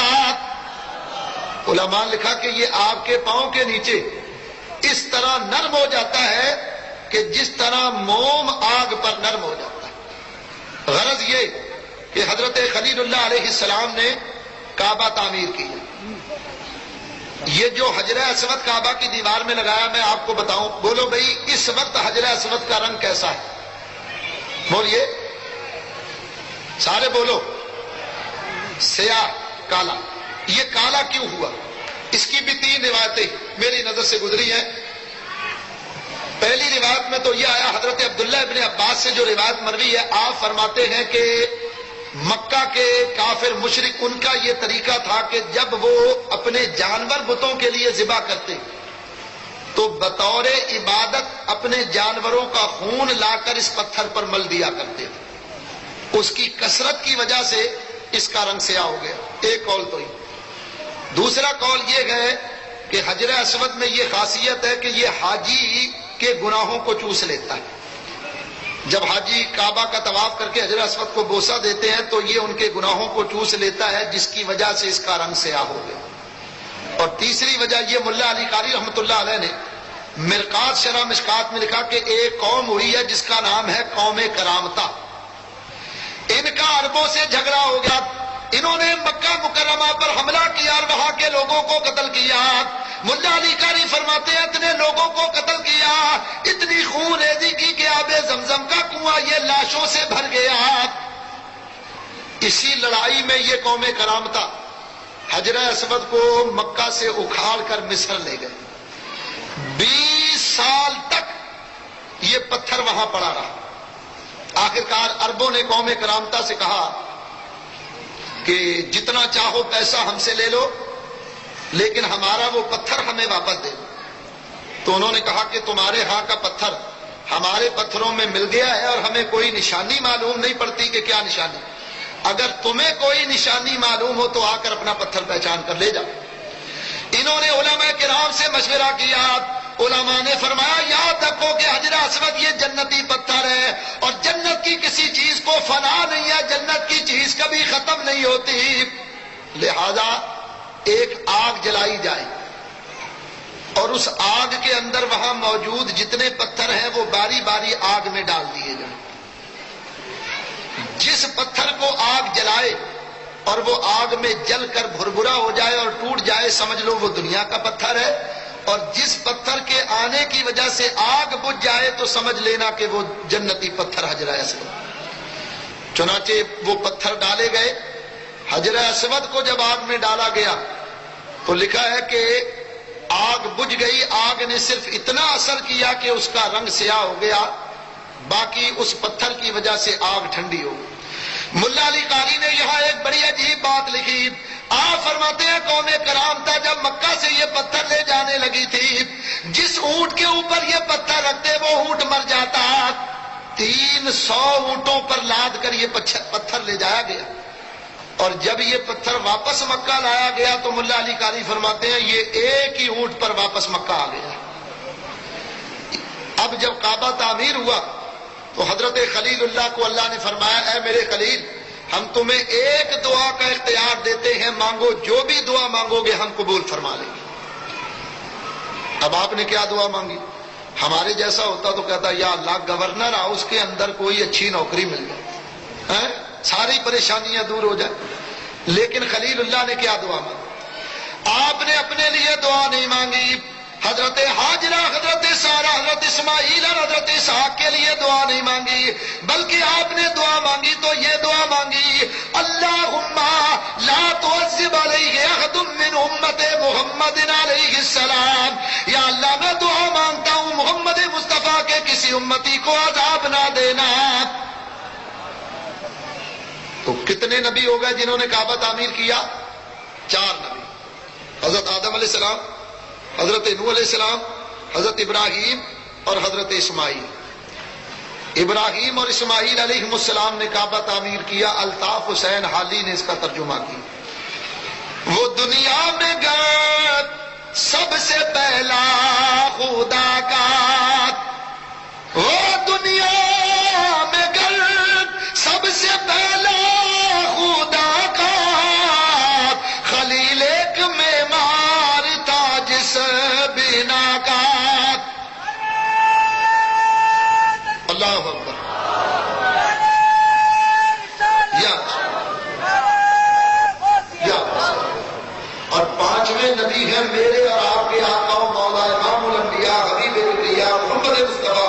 صلی اللہ علیہ وسلم۔ حضور علیہ السلام کی عمر مبارک کا 35واں سال تھا۔ عرب کے سرداروں نے، مکہ کے سرداروں نے، قریش کے سرداروں نے کعبہ کو اثر نو تعمیر کرنا چاہا۔ اس کی دو وجہ علماء نے بیان فرمائی۔ ایک وجہ تو یہ، خانہ کعبہ پہاڑوں کے بیچ میں ہے، جب بارش ہوتی تو پہاڑ سے پانی آتا جو کعبہ کی بنیاد کو لگتا، جس سے کعبہ کی دیواریں ذرا کمزور ہوتی، وہ سیدھا ہوتا۔ اور دوسری وجہ یہ علماء نے بیان کی کہ ایک عورت نے حرم کعبہ میں آگ جلائی، وہ آگ کعبہ کے غلاف کو لگی، اس سے غلاف بھی جلے اور کعبہ کی دیواروں میں بھی آگ سے درار پڑ گئی۔ اب یہ دو وجہ تھی جن کی وجہ سے اثر نو کعبہ کو تعمیر کرنا پڑا۔ اب سوال یہ تھا کہ کعبہ کی موجودہ عمارت کو گرائے کون؟ ابراہیم علیہ السلام نے جو کعبہ تعمیر کیا تھا تو علماء نے لکھا کہ انہوں نے خانہ کعبہ کے اندر ایک کنواں کھودا تھا، اور یہ وہ کنواں تھا کہ عرب کے لوگ اپنے نذرانے، سونا چاندی زیورات وغیرہ لا کر اس کنویں میں ڈال دیتے۔ حضرت علامہ ابن عساکر فرماتے ہیں کہ اس کنویں کی دیوار پر روزانہ ایک سانپ آ کر بیٹھ جاتا، جو بھی حرم میں داخل ہونے کی کوشش کرتا وہ سانپ کاٹنے کے لیے آگے بڑھتا۔ اب جب ان کو کعبہ تعمیر کرنے کی ہوئی کہ اثر نو کعبہ تعمیر کرنا ہے اور پھر یہ سانپ بھی موجود، اس کا کیا کیا جائے؟ تو لکھا ہے کہ صبح کے وقت آسمان سے ایک سفید رنگ کا پرندہ آیا، اس نے آ کر سانپ کو اپنے پنجوں میں اٹھایا۔ یہ اس طرف اشارہ تھا کہ اللہ تعالیٰ بھی کعبہ کی اثر نو تعمیر کو چاہتا ہے۔ چنانچہ انہوں نے کعبہ کی تعمیر کا ٹھیکہ گویا یوں کہہ لو کہ ولید بن مغیرہ کو دے دیا کہ تم کعبہ کو تعمیر کرو۔ اس نے سب لوگوں کو جمع کیا، لیا لے کر آ رہا تھا، وہ جدہ کے ساحل کے کنارے طوفان کی نظر ہو گیا، وہ جہاز طوفان میں ڈوب گیا۔ مغیرہ، یہ ولید بن مغیرہ، یہ وہاں پہنچا، وہاں جا کر جہاز والوں سے وہ لکڑی خریدی، کیونکہ وہ لکڑی کعبہ کی چھت کے لیے بڑی موزوں تھی، وہ لکڑی خرید کر لے آئے۔ اب کعبہ کی موجودہ عمارت کو گرانے کا مسئلہ تھا کہ کون گرائے۔ ولید بن مغیرہ جو تھا یہ کعبہ کی چھت پر چڑھ گیا اور اس نے کہا ہے آسمان کے خدا، تو جانتا ہے کہ ہماری نیتوں میں کوئی فطور نہیں، ہم کسی برے ارادے سے کعبہ کو نہیں گراتے، یا اللہ ہم یہ چاہتے ہیں کہ کعبہ کو اثر نو تعمیر کیا جائے۔ یہ دعا مانگ کر یہ نیچے اترا اور اس نے کھودال کعبہ کی موجودہ عمارت پر چلا۔ جتنے لوگ وہاں موجود تھے وہ پیچھے ہٹ گئے۔ انہوں نے کہا دیکھو آج رات کا انتظار کرو، اگر آج رات کوئی واقعہ ظاہر ہوا تو اس کا مطلب یہ ہے کہ کعبہ کو گرانا نہیں، اور اگر رات امن سے گزر گئی تو اس کا مطلب یہ کہ اللہ بھی کعبہ کی تعمیر نو پر رہا۔ چنانچہ انہوں نے رات گزاری، کوئی واقعہ ظاہر نہیں ہوا۔ صبح اٹھ کر ولید بن مغیرہ نے کھودال چلا کر کعبہ کی موجودہ عمارت کے 2-3 پتھر نکالے، پھر سارے قبائل آ گئے اور انہوں نے کعبہ کی موجودہ عمارت کی دیواروں کو گرا دیا۔ اب صرف بنیاد باقی رہ گئی۔ امام بیکی نے یہاں ایک بڑی عجیب بات لکھی۔ امام بیکی فرماتے ہیں ایک آدمی نے اس بنیاد پر بھی کھودال چلائی جو ابراہیم علیہ السلام نے تعمیر کی۔ اس نے جب کھودال چلائی تو وہاں سے ایک بجلی چمکی، شعلہ کڑکاٹ، سارے ڈر کر پیچھے ہو گئے۔ انہوں نے جب وہاں سے پتھر نکالا تو اس کے نیچے سے ایک خط برآمد ہوا۔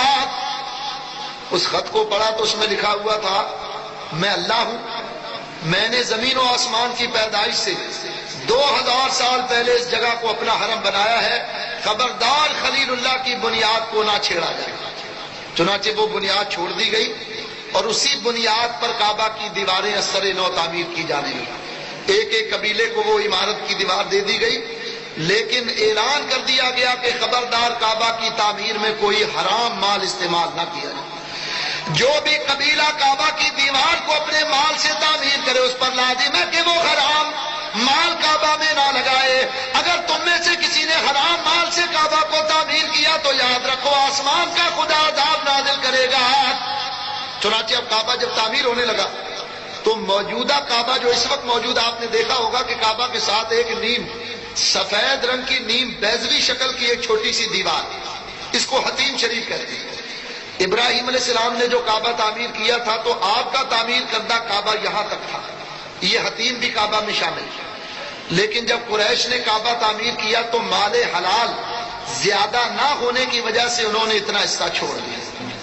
حضور فرمایا کرتے تھے کاش اللہ مجھے وسعت دے تو میں اپنے دادا کی تعمیر پر اثر نو کعبہ کو تعمیر کروں۔ کعبہ تعمیر ہو گیا، کعبہ کی دیواریں بنا دی گئی، کعبہ میں چھت بھی لگا دی گئی اور اس کا دروازہ بھی لگا دیا گیا۔ اب باری تھی حجر اسود کے نصب کرنے کی، اس میں قبیلوں میں جھگڑا ہو۔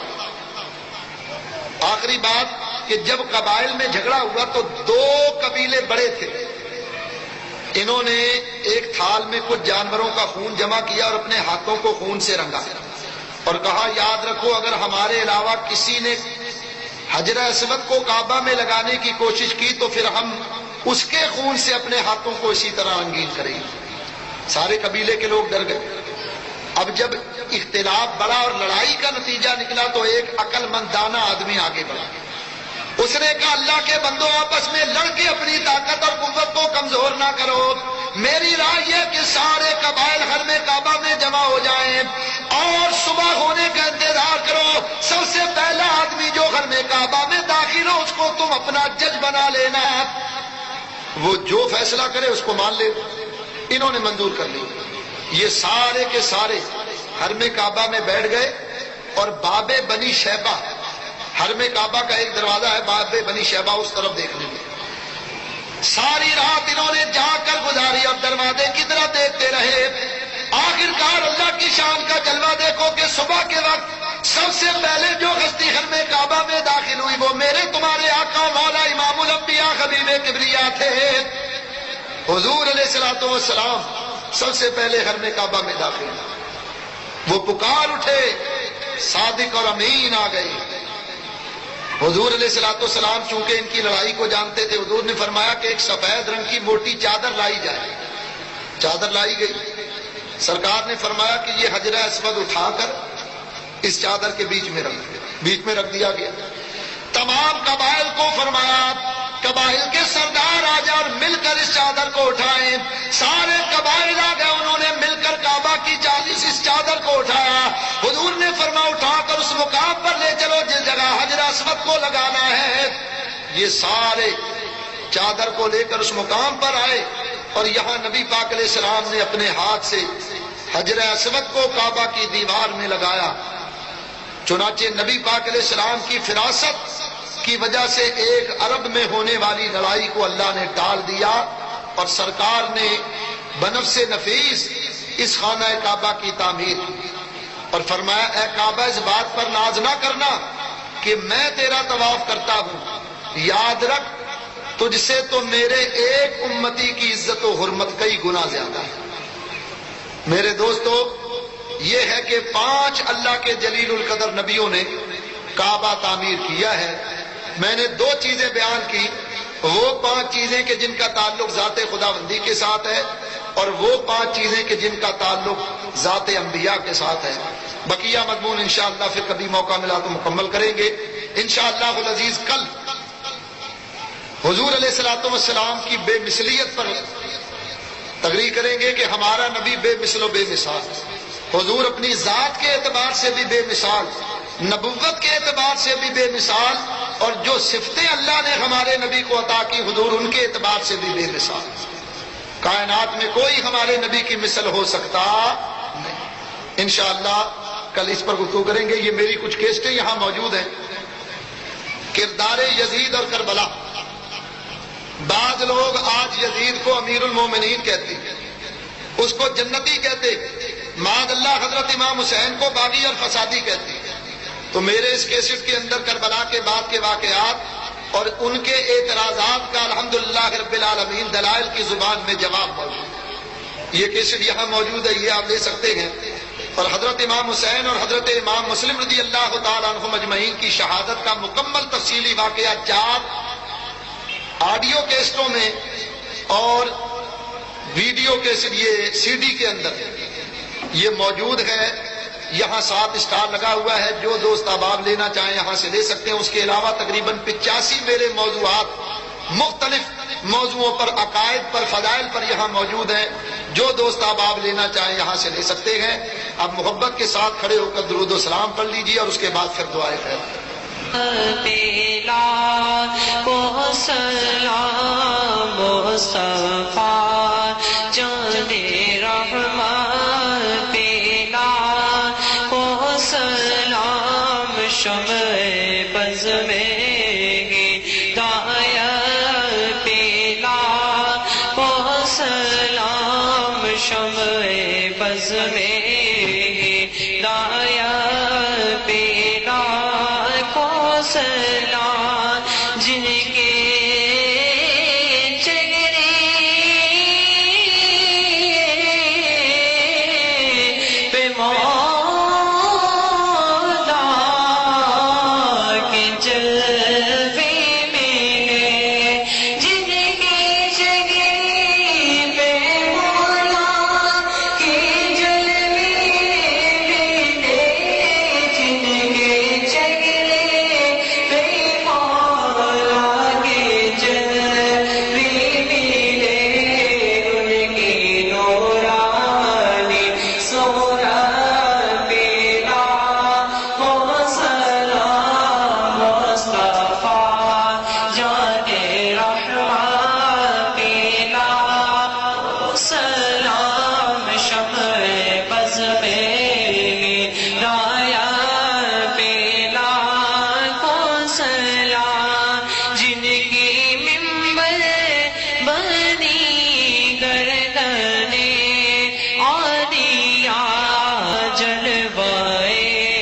شان قدرت بلا و سلام مصطفیٰ جان رحمت بلا کو سلام دور و نزدیک کے سننے والے وہ کان دور و نزدیک کے سننے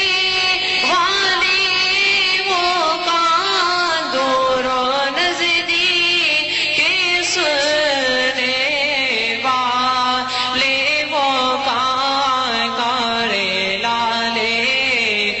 رام بلا کو سلام مصطفیٰ جان رحمان بلا کو سلام شمع بز میں ہدایت بلا کو سلام مرشدی شاہ احمد رضا فیض یاد زمان لاتے ہیں سارا رضا وہ رضا جو کی ہے عاشقی مصطفیٰ جن کی ہر گھر عطا سنت مصطفیٰ اس امام اہل سنت بلا کو سلام مجھ سے خدمت کی قدسی کہے ہاں رضا مصطفیٰ جان رحمان بلا کو سلام شمع بز میں ہدایت یا الہی یا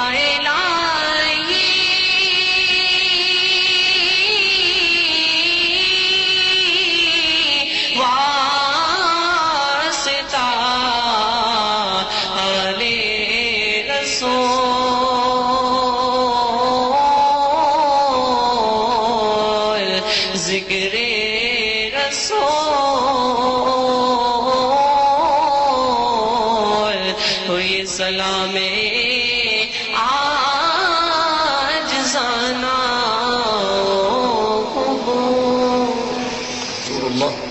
الہی انت مقصودنا ورضاک مطلوبنا وآتنا محبت ذاتک ومعرفت صفاتک الہی تبت من کل المعاصی باخلاص رجاء للخلاص یغثنی یا غیاث المستغیثین بفضلک یوم یؤخذ من نواصی اللهم اني اسالك علما نافعا ورزقا واسعا ولسانا ذاكرا ويقينا صادقا وقلبا خاشعا ورزقا حلالا طيبا.